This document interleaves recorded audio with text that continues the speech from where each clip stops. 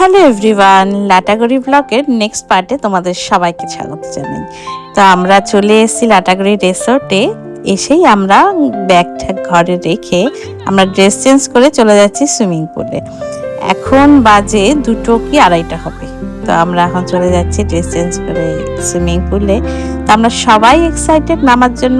আমি বেশি এক্সাইটেড কারণ আমার মেয়েকে ফার্স্ট টাইম জলে নামবো, কারণ আমি তো প্রচুর সুইমিং করেছি তুফানগঞ্জের সুইমিং পুলে। তো এখানে ওকে ফার্স্ট টাইম নামাবো, সেজন্য আমরা দুজনে বেশি এক্সাইটেড যে ও কি রিয়াক্ট করবে প্রথম এত জল পেয়ে। বাড়িতে তো সবসময় ছোট বাথটবের মধ্যে স্নান করে, এত বড় জলে কিভাবে ও রিয়াক্ট করবে সেটা দেখার জন্যই আমরা খুব এক্সাইটেড।